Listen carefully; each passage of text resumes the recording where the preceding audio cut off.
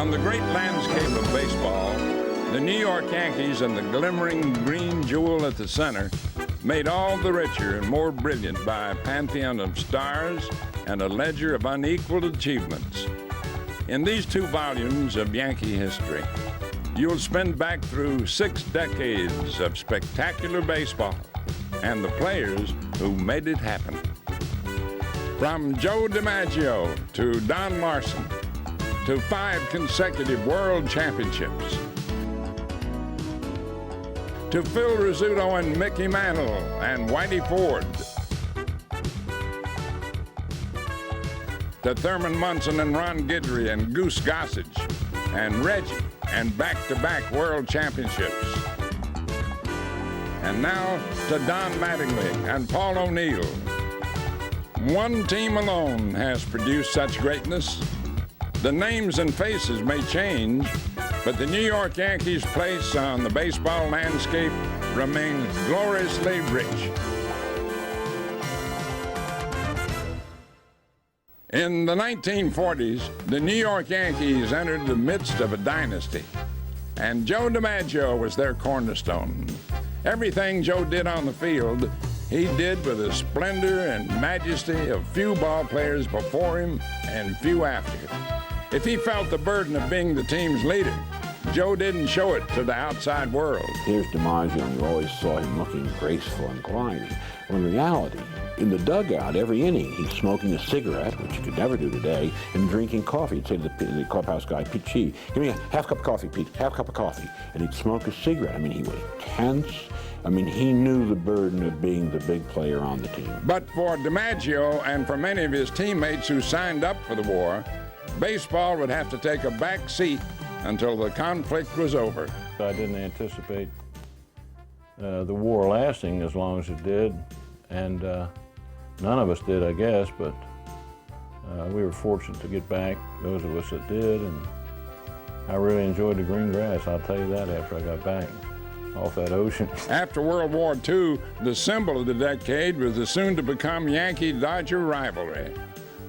We played Leo DeRocher's Brooklyn Ball Club, and they were a good ball club. And if we would have allowed it, Leo would run you right out of the ballpark, right? And we weren't a boisterous type of team, but I couldn't eat. The whole series, I couldn't eat. Joe McCarthy's Yankees couldn't lose. They had phenomenal success the decade before and were off on another great ride. Well, McCarthy was the best man, greatest manager, smartest manager, and the best manager I ever played for. He was unbelievable.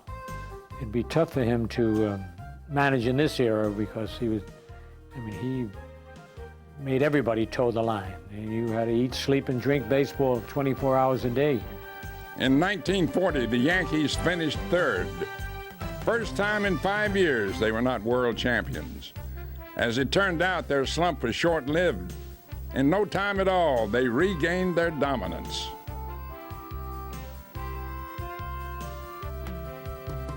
I had the feeling that the main thing that's going on here today is this outfit is getting ready to go out and beat somebody. And it was a unit. And that's what McCarthy had. And that's the way he wanted his ball players to play. That's the feeling I had. And I said, I've been waiting for this, because I had played in the minors with guys that cared more about their own RBIs than they did of anything else. And I'd had a belly full of that. The Yankees shot right back to the top in 1941. Joe DiMaggio was batting in the league all by himself, shattering record after record in his path to the longest hitting streak of all time.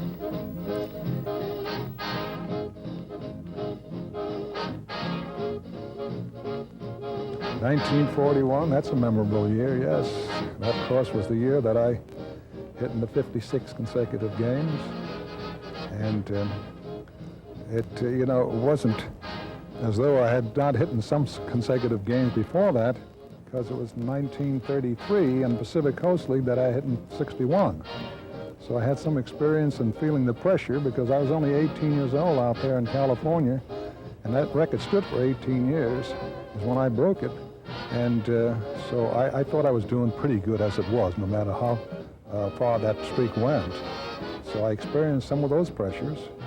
And having that happen to me in the, of course, in the major leagues, the year of 1941, well, you can understand I could stand something. Interestingly enough, DiMaggio's streak, which stirred the country for almost 2 months, started mighty modestly. Yes, I recall it. It was a fellow by the name of Edgar Smith of the White Sox. I got a base hit. Didn't mean very much, but that started me off in my streak. And I was, at that time, battling to avoid a real bad slump. From that time on, I guess it went on until what, June or July, whatever it might have been, I don't recall. But it certainly was something that I was quite proud of, and I was very happy to continue on, because not only did my streak continue, but we went on to go on a winning streak and put us in a good position to wind up winning the pennant in the World Series that year. Playing in the shadow of DiMaggio, Phil Rizzuto, the pint-sized shortstop from Brooklyn, had a splendid year, batting .307, Rookie of the Year, that October in the World Series. And you just knew you were going to win, and that's the trouble with a lot of teams that have never had that opportunity to win just once and get that feeling. Then you never want to lose. That's what keeps you going and coming back. And if you've never had a taste of it, you know, you got to try that little harder, go that extra mile. And that's one thing the Yankees did all the time. They pulled for each other. There was no friction between the ball players or the manager. DiMaggio's .357 average led the Yankees into a Subway Series against Brooklyn, where one pitch changed the course of events. That fourth ball game, we won the first game. They won the second. We won the third with Marius Russo against Freddie Fitzsimmons. Great ball game. And the next one, they got 4-3 in the ninth inning, nobody on, 3-2 of the count on me, and Hugh Casey threw a sharp breaking curveball, and I got pictures of the thing. I'm swinging up here, and you can see Mickey going after the ball down there. But if I'm swinging here, and he's catching the ball down there, what the heck happened? That's what happened. In the last of the ninth, there are 2 strikes on Henrik, 2 outs. Henrik swings and misses, so does Mickey Owen. The ball gets away from him. Henrik racing, the first is safe. The Yankees remain alive. I missed it, and I said at the same time, maybe he's having trouble. And you see the picture, I'm looking around right away. There goes the ball. Then Joe DiMaggio singles to left. Charlie Keller rips one deep to right field. It's going to be up against the right field wall. It's going to be in there for extra bases. Scoring Henrik, and in comes Joe DiMaggio as the Yankees take the lead 5-4. he went past home plate 10 feet, roaring in there. DiMaggio, I remember him saying, they'll never come back from this. I want to say one thing, that I am very happy to be the manager of such a great game ball club as the Yankee Ball Club, and I really think that we beat a good game club in the Brooklyn Club. 1942, the Yankees sailed to another pennant, beating the Red Sox by 9 games. Their World Series opponents, the Cardinals, were expected to go down easy. But in a stunning upset, Phil Rizzuto's brilliant series performance went to waste. When you lose a series, and the Yankees lost very few World Series, as you know, the excitement and the thrill that I should have had wasn't there. I even hit a home run in that World Series, and off Johnny Beasley. But we won the first game of that series against the Cardinals, and then lost the next 4. And 4 in a row. We actually lost 4 games in a row. I mean, I just couldn't believe it. After the series, the Yankees saw half their regular lineup trade in pinstripes for military uniforms. For the next 3 years, it seemed as if baseball would not be the same. But even with several players gone, the Yankees managed to win their 3rd consecutive pennant and get the most out of their remaining stars as they got even with the Cardinals in the World Series. Joe McCarthy got standout performances from 36-year-old catcher Bill Dickey and the league's most valuable player, Spud Chandler, who beat the Cardinals twice.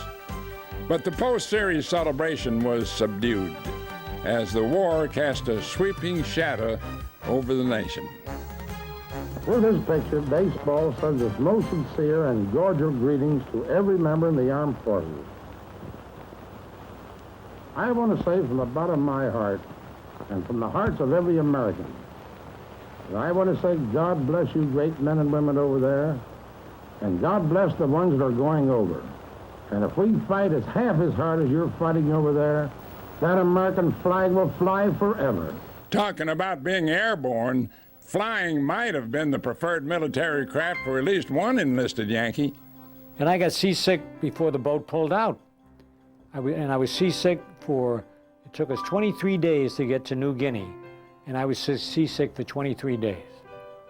23 days, and if you ever been seasick, not a worse feeling in the world. I didn't care if they shot me, court-martialed me, threw me overboard or anything. The wartime shadow that hung over the country had now lifted. The war was over. Baseball was back in full swing. And by 1946, the new manager was Bucky Harris. The Yankees ushered in a new generation of stars like Yogi Berra, who came up at the end of the '46 season when he was just 21 years old. In 1947, the Yankees had the league's best pitching and won the pennant and the right to meet the Dodgers in a Subway Series. It may have been the most exciting World Series ever. Had one of the most interesting plays in World Series history. Al Gianfrido, about 5'5", come over to the Dodgers from Pittsburgh, was in left field. It was a close game. DiMaggio came up and hit a tremendous drive to deep left center field. Gianfrido took a look, fled to the bullpen gate. There was a little iron gate. Red Barber calling the game said, back, back, back, back, back. That's where that comes from. And Gianfrido leaped, spun, caught the ball, hit the gate, held on to the ball.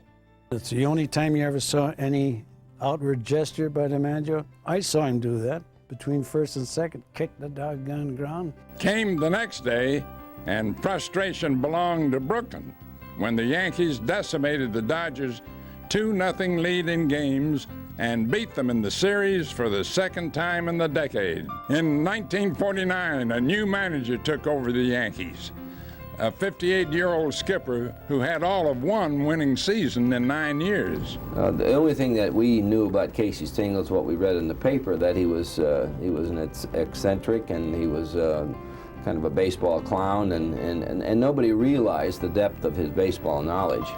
Well, whatever case he had, it sure worked. The dramatic pennant race between the Yankees and the Red Sox came down to the final day, and the Yankees beat the Red Sox. And for the third time in the decade, the Yankees and Dodgers held a Subway Series in New York. You know, the biggest thrill that I look back on now is those rides between here and Ebbets Field. It was like ticker tape downtown New York. The buses couldn't hardly get through. That's how people were out. And you know, this is, most of my World Series were against New York clubs. They were not the powerhouse Yankees of old, but they found the right combination of clutch hitting and pitching to beat the Dodgers in 5 games. They were on top of the mountain, and it would be 6 years before anyone pushed them off.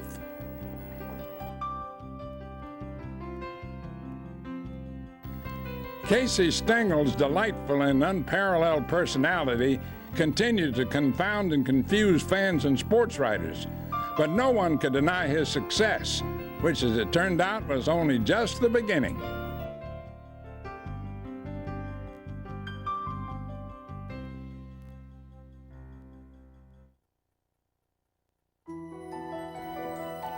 In the 1950s, the Yankees, Dodgers, and Giants made New York the center of baseball.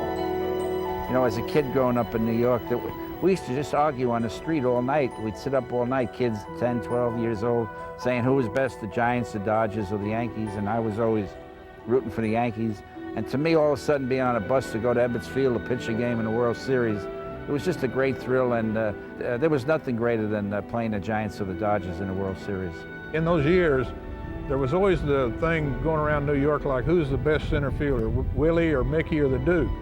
And that got, you know, like it got you to head up, you know, because first thing I would do every day is get up and see what them other 2 guys did, you know. And there was a rivalry there, and I'm glad that we came out on top most of the time. because it really did make you feel good to go home that winter and say, we beat the Dodgers or we beat the Giants, you know, and it was quite a feeling. The Yankees opened the new decade the same way they closed out the old, as champions.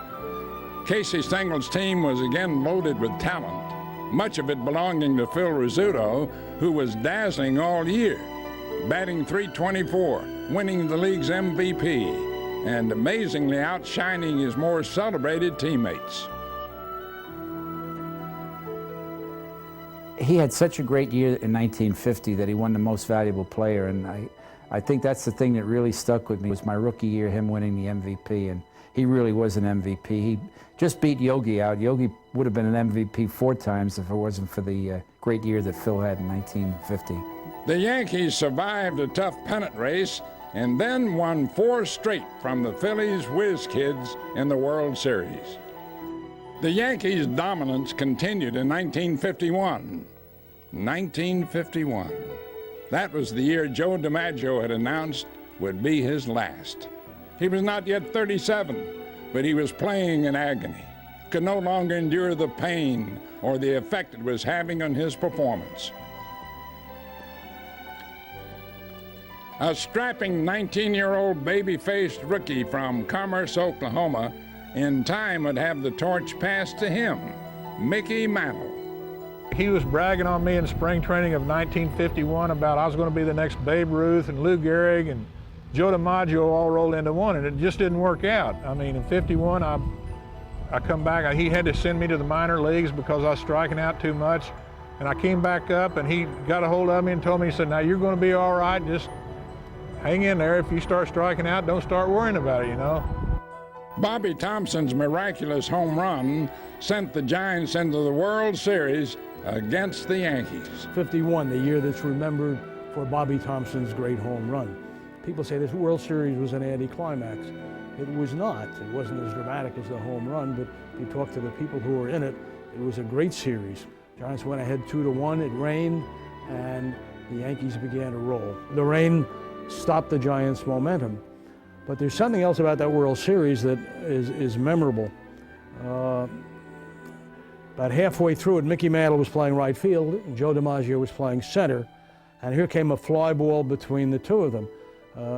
Mantle was a 19-year-old rookie. He broke for the ball, kept going until he heard DiMaggio's commanding voice say, "I got it."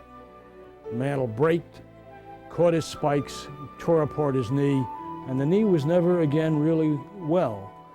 Who hit the fly ball? Willie Howard Mays. That's a confluence of 3 incredible center fielders, DiMaggio, Mantle, and Mays. DiMaggio had 5 RBIs in the '51 series and won Game 4 with a single and a home run. But of course, he had already made up his mind to retire. "Nobody knows how much pain I've been in," Joe said. "I'm finished. I just can't play anymore."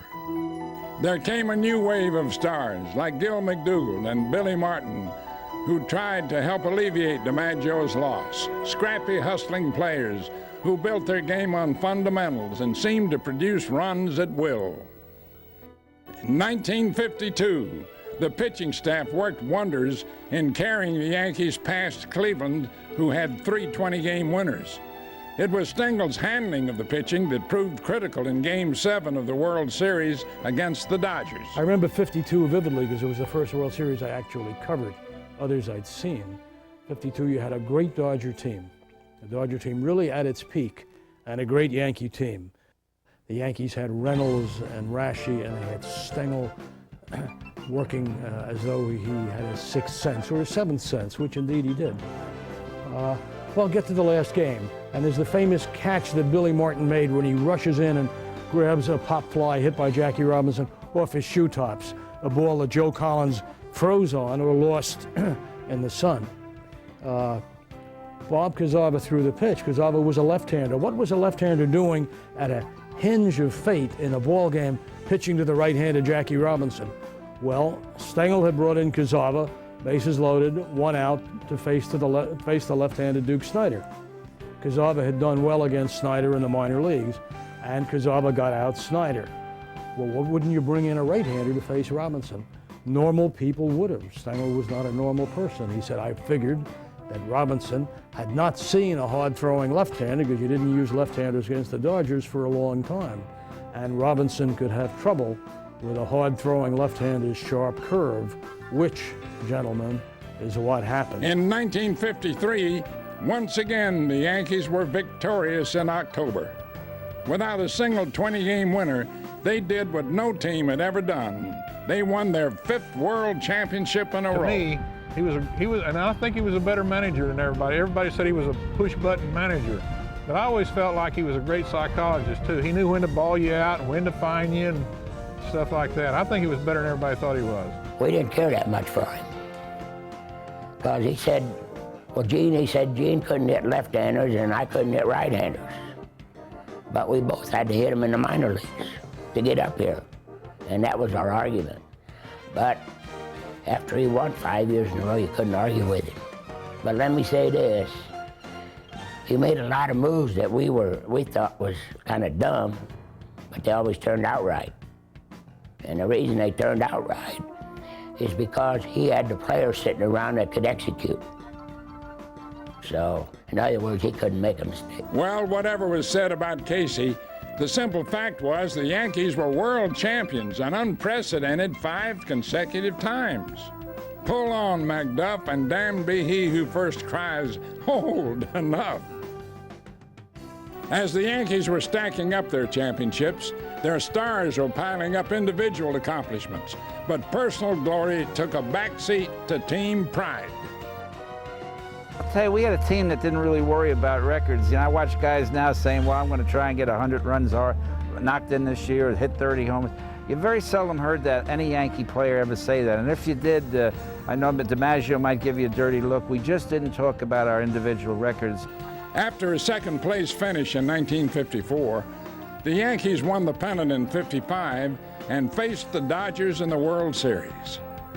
The Dodgers had cruised to their pennant, and now after a half-century and 7 straight World Series losses, 5 to the Yankees, this would finally be their year.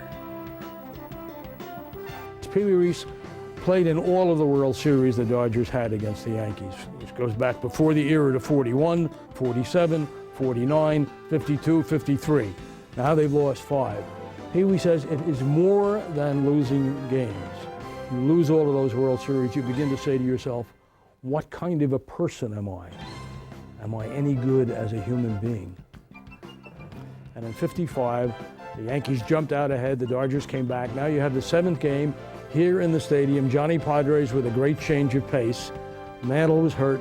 The last game is when Sandy Ambrose made a heck of a play, took Jim Gilliam's place in left field, and made a great catch on Yogi Berra's fly ball to left field. Now there's 2 out in the 9th inning, and I said to Reese afterwards, what are you thinking, 2 out in the 9th inning? Reese said, I'll tell you the truth, I was thinking I hope they don't hit the ball to me. But the last ground ball goes to Reese, scoops it, throws to first, just in time, and the Dodgers finally win a World Series.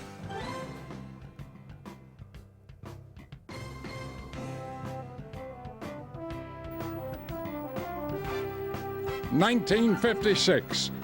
The Yankees' 24-year-old center fielder reached a milestone, winning the first of 2 straight MVPs.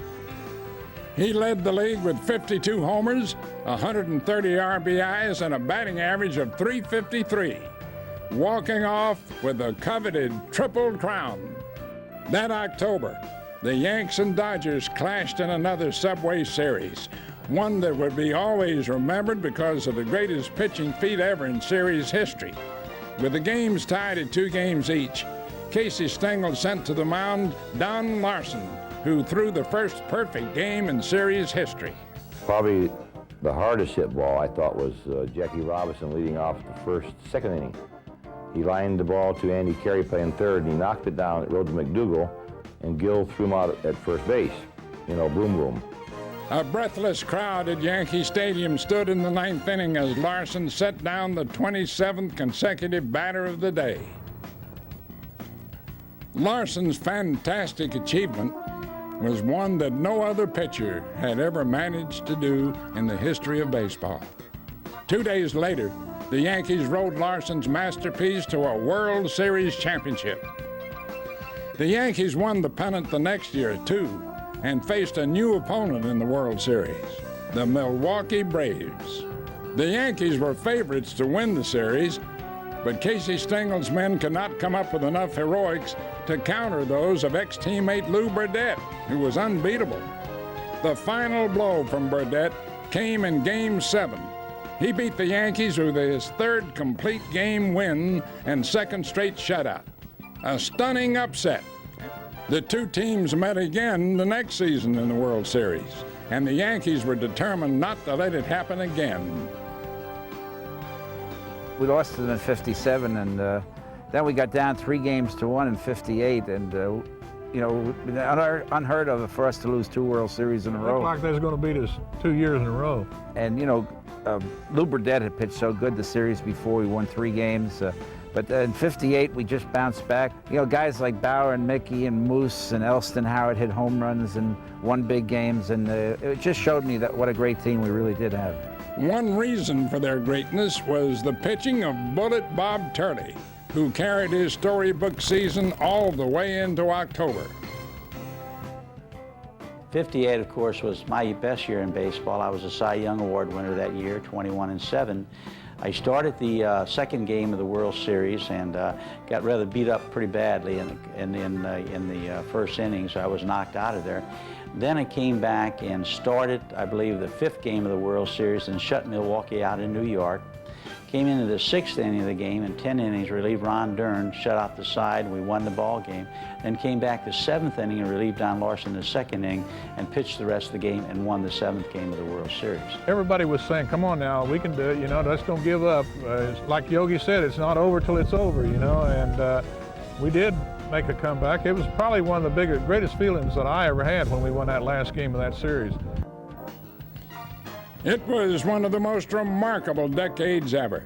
The Yankee dynasty had produced 8 pennants and 6 world championships.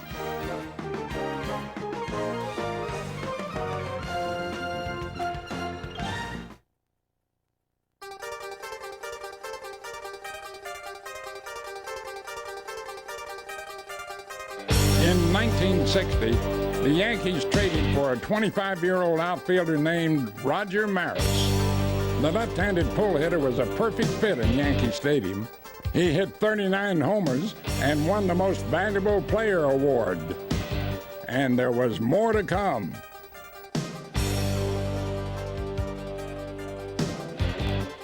He was just a tremendous athlete. He wasn't just a hitter. He was a great base runner, a great outfielder with a great arm, and the kind of credentials that if you were choosing up sides on the street, you take him and put him in your Hall of Fame. I think he was that kind of person, that kind of player. 1960, the start of a decade. But it was also the end of an era. The last season in the remarkable Yankee career of Casey Stengel. His Yankees got into the World Series a record 10th time. A run that would end on a heartbreaking 9th inning homer from the Pirates' Bill Mazeroski. Well, to me, that was the low point of my career. I think that's the worst thing that ever happened whenever first of all, Casey, this is the only thing I would second guess Casey about. He didn't start Whitey in the series. Whitey shut him out twice. We outscored him like 58 runs to 23, something like that. We surely had the best team. I mean, that's the only time that we ever got beaten in the World Series where I felt like the best team lost. It was probably the worst I've ever felt in my life playing on the outcome of a baseball game. That was the series that we should have never lost. That one we gave away. Till this day, I'll never forget the Pittsburgh Pirates World Series in 1960. That one, I remember me and Mickey Mantle sat next to each other in the locker room. We were crying because we got beaten. That one we gave away. It was a freakish thing because we outscored them so much. We were like 55-27, and it was the only time I ever saw Mickey Mantle cry over losing. And that was my first World Series. Mickey had been there since '51, and I, you know, you sit there and look at him and say, well, you know, why is, you know, after all these years, Mickey Mantle's crying. For the first time ever, the World Series ended on a home run. And as Pittsburgh celebrated its shocking victory, the Yankees' cry of wait till next year had a shallow ring because Stengel had made his final exit. Change came in '61 when the Yankees hired as manager Ralph Houck. Ralph, as a World War II Ranger and winner of the Bronze Star, the Silver Star, and the Purple Heart, people think of you as a pretty tough guy. Are you going to be a tough manager? I think, Tom, that I'm going to be a ball player's manager. I'm not a tough guy, and also I guess I'm not an easy guy. But I just want the boys to play hard, which I'm sure they're going to do, and I just want to handle the fellows where we get the most out of the ball club and that they get the most out of themselves. You know, any club that has a Maris and a Mantle and a Yogi Bear and a Whitey Ford and a Louis Arroyo, Boyer, Quebec, Richardson, and Scour, and Blanchard as a backup catcher, and Howard, we did have a great ball club. So it turned out to be a great year. It was the best year in baseball I've ever had, no question about it. I didn't get to see the 27 Yankees, but I think the 1961 Yankees was by far the best team I've ever seen or even heard of. We hit 240 home runs that year. 61, we beat Cincinnati. We all had a great series at that time. A sweep of the Reds in the series is not how baseball remembers that year. 1961 will always be linked with Roger Maris. Well, the last 8 years I've been playing, I've been pulling the ball, and of course I've been hitting more home runs, a little bit less of an average. The pressure on Roger was unbelievable. That's the reason I think that what he did was the single best thing that's ever been in pro sports. I mean, there was more pressure on him. There was so much pressure on him, he had spots of his hair coming out from his nerve system was just like that, you know. I mean, what Maris did was break Babe Ruth's single-season record of 60 home runs. Here's the windup. Fastball hit deep to right. This could be it. Way back there. Holy cow! What's the matter? Look at him fight for that ball out there. Holy cow! What a shot! Another standing ovation for Roger Maris. 61 home runs, and they're still fighting for that ball out there. People were climbing over each other's back. People say, what was your biggest thrill in baseball? And you think about home runs and World Championships. And I always look back to the '61 season. And I tell them now in retrospect, my biggest thrill and the reason I so cherish the Yankee pride and all was batting in the number 2 spot in front of Roger and Mickey. And to me, when I put that hole in the box and Roger stood in the same hole and he hit 61 home runs out of the hole that I stood in, well, no bitterness at all, no resentment that we didn't make the big money players do now. I'm happy for them. But the fact that I was here when a lot of great things were happening with great players was somewhat inspirational to me, and I've been able to pass on to my family. And when I coach an off-season high school basketball team, I can pass some of the Yankee tradition on to them.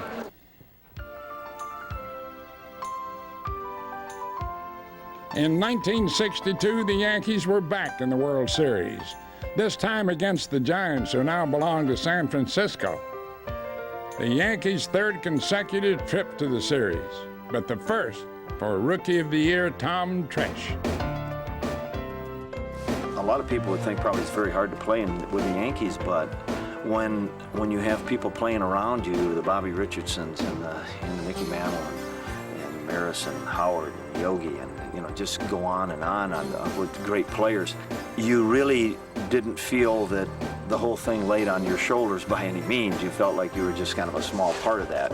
It was a great year for me, being your first year in the major leagues, obviously, and the ball seemed to fall in for me, and everything went well. I had a great year. The series was a thrill. My father had never played in a World Series, even though he'd spent 12 years in the major leagues, and so he was in the ballpark, kind of reliving that experience through me, and I had a good series, and we came back with a World Championship, and it was just, 1962 was a fantastic year. Yeah, and it was a fantastic finish, too. Ralph Terry on the mound as the series came down to the final pitch.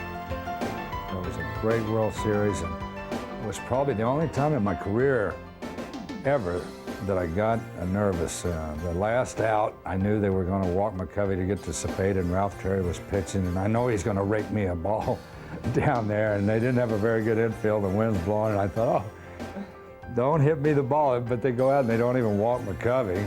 and McKevy hit the line drive to Richardson. And when he hit it, it was just, you know, you either win it or lose it. I mean, it was just that quick, boom, boom, you know. But he just happened to hit it right to him. And the Yankees were world champions for the 20th time. In 1963, the Yankees were hurt much of the season, but they still managed to win the pennant by 10.5 games over the Chicago White Sox. They met another old match in the series, the now Los Angeles Dodgers. Elston Howard, the American League's MVP, spearheaded a strong Yankee lineup, but there was nothing any hitter could do against Sandy Koufax, who went 25-5 in the regular season and was still on a roll. For openers, he struck out a record 15 in Game 1 of the series and got a lot of support from an ex-Yankee. I'll tell you, there was one year that I will never forget.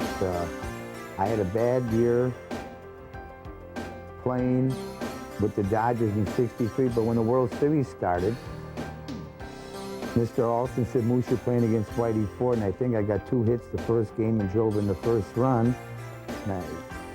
Then I hit 385 against my team, and then the next day I'm in the lineup again against Al Downing. I hit a home run to right field. Then we go back to Los Angeles, and I open up against Jim Bouton. I got a couple hits against him. I hit 385 against my teammates, and I felt bad. Those were a week that I probably didn't sleep too much. I was rooming with Frank Howard at that time, and I just felt bad because I lived with those guys, the opposition, my former teammates, for 12 years. I knew everything about them. They knew everything about me. And playing against them in the World Series, I know there were people in the stands calling me Benedict Arnold or something, and then I found out who the hell he was, that I was a traitor, and I wasn't no traitor. I would never want to leave the New York Yankees because the Yankees were always great to me. The Yankees were powerless against the Dodgers pitching. They scored 4 runs in 4 games and were swept in the series for the first time in 41 years. Mickey Mantle said at the time, that was the worst beating I'd ever seen the Yankees take.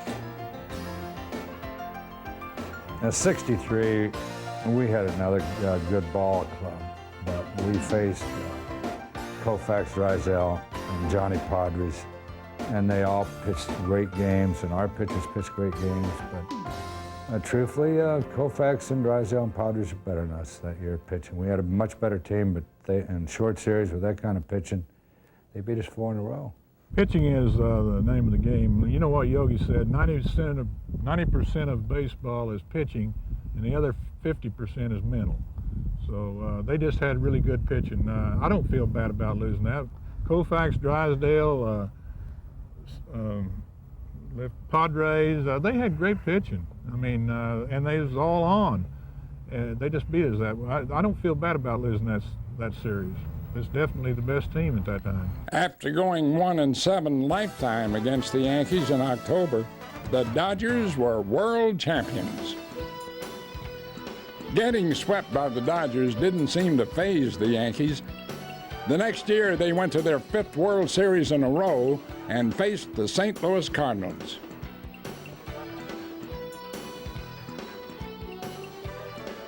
It took a spectacular 22-6 September drive to clinch the pennant by 1 game, and they did it under new manager and old friend Yogi Berra. '64, we wanted to do, great for Yogi. It was his first year managing. We did win the pennant, and we lost a tough World Series to the St. Louis Cardinals. The Yankees had a 2-1 lead, but Bob Gibson struck out 31 batters and beat the Yankees twice on the way to a 7-game victory. No one knew it then, but the Yankees would not be back in the World Series for 12 years. The Yankees were sold to CBS in November of '64, and the Yankees fell to the bottom of the American League. We started getting bad. We lost. What happened was, and I can't blame CBS for this, I don't intend to, but CBS bought the Yankees, And you had a lot of people, non-baseball people, start running the organization. I think the minor leagues really went to rock bottom at that point. Their scouting system was changed. It was more of a bottom line profit situation than it was developing and keeping a ball club in good shape. Over the several years there, we really went downhill. Our minor league system was defunct. I mean, it was bad, because I looked at some of the kids in spring training that we were bringing up, and they were not all of them. Occasionally we had some good ball players, but most of them were not real good ball players. There were some bright spots. Mel Stottlemyre won 20 games or more 3 times. Bobby Mercer came up at the end of the '65 season, along with Roy White, and soon they would become Yankee regulars. It was kind of weird, really, being on the same team with Mickey Mantle and Roger Maris, Whitey Ford, Ellie Howard, because those were guys that I was watching on TV when I was 14, 15, 16 years old, watching them in the World Series. And now to be on the Yankees and to have those guys still there, it was kind of amazing to myself that I was there on the team with those guys and they were still there playing. Manager Ralph Houck looked on in disbelief at the fall of his once great squad. At age 36 in 1969, Mantle was ready to call it quits. Here I am playing first base with a bunch of guys that just wasn't Yankee ball players, you know. And Whitey was gone, Billy's gone, Yogi's gone, everybody's gone. I mean, here I am playing first base, and I'm not a good first. I can't go from first to third on a base hit. I couldn't score from second. And I came to spring training wanting to try to play one more year, and I just couldn't do it. And I retired down here in spring. The Yankees utilized pre-game shows to entertain the fans. Folly Floater started when I felt like I needed another pitch. So I tried a screwball for a lot of years. I have very small hands for someone as tall as I am, and I had trouble with some of the other specialty pitches. And I said, I wonder what would happen after watching. I knew I couldn't hit a slow pitch softball with 2 bats after hitting baseballs. What would happen if I took this ball and pretended it were an egg and I wanted to throw it to the catcher without breaking it? If I just threw it up there as easy as I could throw it, I wonder if anybody could hit that ball well. All right. Steve Hamilton pitching. Oh, there's the Folly Floater, and it's ball back. And listen to the crowd. I never threw it when we were ahead in the game. I never threw it to a rookie. I always threw it to people having good years on the other teams, the big hitters. And the fans loved it.